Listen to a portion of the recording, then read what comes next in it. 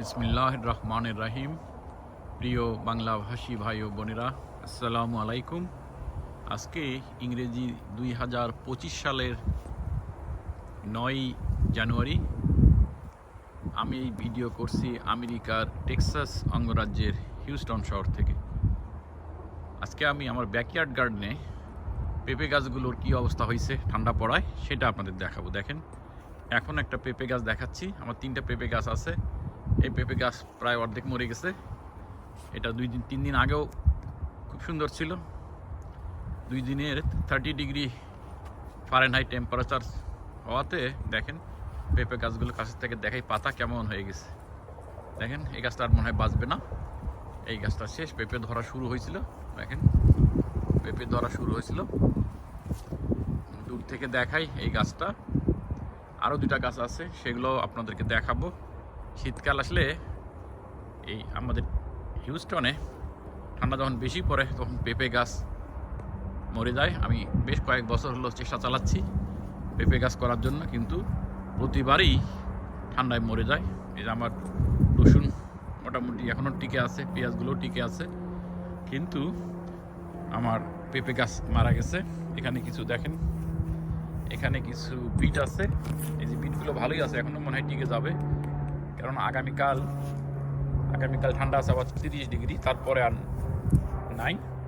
এই 30 ডিগ্রি বা তার নিচে ফারেনহাইট, 30 ডিগ্রি ফারেনহাইট বা তার নিচে যদি তাপমাত্রা নেমে যায় তখন গাছগুলো মরে যায়। এই পাশে দেখেন আমার এই যে গ্রিন হাউস, এর মধ্যে টবের গাছগুলো রাখছি।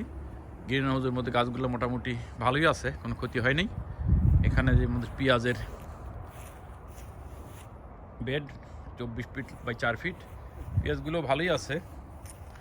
পেঁয়াজগুলো ভালো মানে এফেক্টেড হয়েছে, বাট বেঁচে যাবে ইনশাল্লাহ। কয়েকদিন পরে ভালো হয়ে যাবে আল্লাহ রহম করলে। এখানে একটা তাবাস্কো মরিচের গাছ, এটাও অবস্থা বেশি ভালো না। পাশে আমার বড় মরিচের গাছ, এটাও বাঁচবে কিনা বোঝা যাচ্ছে না।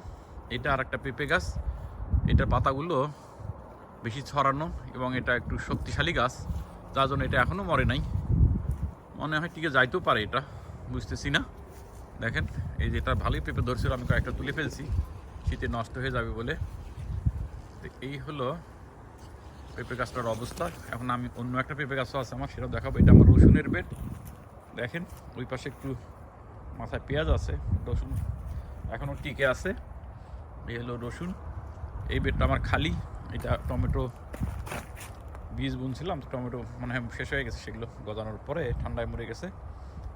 চারা দিতে হবে, চারা কিনে তারপর রোপণ করতে হবে টমেটো। এই যে পাশে আমার জুজুবি গাছ, এটা কন্ট্রটেড জুজুবি। পাশে একটা আছে সুগার ক্যান, ওই পাশে আছে একটা, এটা একটা জুজুবি গাছ, এটা ল্যাং জাতের। এই পাশে আমার সজনা গাছের অবস্থা খুব খারাপ। দেখেন, পাতা মনে হয় পুড়ে গেছে। সজনা গাছের অবস্থা দেখেন, সজনা গাছের মাথাটা আমি কেটে ডাল বাঁচানোর চেষ্টা করছি, টবের মধ্যে রাখছি মাটি দিয়ে। এইটা আমার আর একটা পেঁপে গাছ, এটার অবস্থাও শেষ। দেখেন, এইটা একেবারেই শেষ। এইটার বয়স কম ছিল, পাতাগুলোও বেশি শক্ত হইতে পারে নাই। দেখেন পেঁপে গাছের অবস্থা। এই হলো আমাদের টেক্সাসের চাষবাস। আমরা আশা করে করি, কিন্তু শীতকাল আসলেই সব শেষ হয়ে যায়। তারপরও চুপ করে থাকতে পারি না, চেষ্টা চালাই আর কি। আমার এইসব ভিডিও দেখানোর উদ্দেশ্য যে চাষবাস এত সহজ কাজ না, প্লাস হলো যে নিজে চাষ না করলে আপনি ফ্রেশ জিনিস খাইতেও পারবেন না। এখন চাষবাস বেশিরভাগই হয় রাসায়নিক সার এবং অপরিমিত কীটনাশক ব্যবহার করে, তারপরে হরমোন, নানান কিছু ভিটামিন এইসব ছিটায় রাতারাতি বড় করে।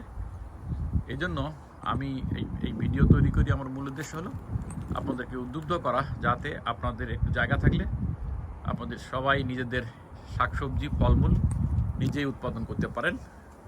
চেষ্টা চালায় যাইতে হবে। আমার বাংলাদেশেও বাগান আছে, গাইবান্ধা জেলায় আমের বাগান আছে। তো এখান থেকেই তদারকি করি, যেহেতু ভিডিও দেখা যায়। ফের ওইটা হোয়াটসঅ্যাপে ছবি পাঠায়, ভিডিও পাঠায়, এইভাবেই চালাই। এরপর একটা ভিডিও দেবো ইনশাল্লাহ আমার আমের বাগান নিয়ে গাইবান্ধা জেলায়। তো আমার এই পেঁপে গাছের অবস্থা দেখানোর জন্যই আজকের এই ভিডিও। দেখেন এখানে আমার কন্ট্রোটের যে গাছ, এটা বেশি বাতাসে হেলে পড়ছিল, ওইভাবেই আছে, সব পাতা পড়ে গেছে, আবার হবে ইনশাল্লাহ, চিন্তার কোনো কারণ নেই। দেখেন এই কয়েকদিন পরেই তাপ বাড়লেই ফেব্রুয়ারি মাসের মাঝামাঝি থেকে নতুন পাতা বেরোনো শুরু হবে, তারপরে ফুলও আসবে, ফলও হবে ইনশাল্লাহ। এই আমার বাগানের অবস্থা এখন। শুধুমাত্র এখন ভালো দেখা যাচ্ছে রসুন আছে ভালো, মরিচের গাছটাও কিছু বেঁচে আছে, আপনাদের একটু দেখাই। এই যে এখনও আমার রসুন গাছগুলো টিকে আছে। এটা মরিচের গাছ, মরিচের গাছ আল্লাহর রহমতে বেঁচে আছে এখনও, আলহামদুলিল্লাহ। দেখেন কি বিশাল হয়েছে, অনেক মানুষকে মরিচ দেওয়া হয়েছে। 2টা গাছ আছে এখানে, কিন্তু বিশাল জায়গা জুড়ে হয়েছে মরিচের গাছ, মাশাআল্লাহ। দেখেন মরিচের গাছ বিশাল জায়গা জুড়ে হয়েছে, এখনও মরিচ আছে, প্রচুর ফুল আসছিল। এই বেগুনের গাছটার অবস্থা কাহিল, পাশে একটা বেগুনের গাছ ছিল, দেখেন পাতা মনে হয় পুড়ে গেছে ঠান্ডায়, 30 ডিগ্রি ফারেনহাইটে দেখেন পাতা একদম পুড়ে গেছে। ইয়া আল্লাহ, এই হলো বেগুন গাছের পাতা। দেখেন এই আর বাঁচবে না মনে হয়, আজ তো পরে বলা যায় না। আগামীকাল আবার 30 ডিগ্রি ফারেনহাইট হবে, তারপরে মোটামুটি তেমন কোনো ঠান্ডা দেখা যাচ্ছে না, আর আল্লাহ জানেন কি হবে। দেখেন এই মরিচের গাছের অবস্থা বেশি ভালো না, পাতাগুলো পড়ার মতো হয়ে গেছে উপরে, বাট নিচের দিকে ভালো আছে।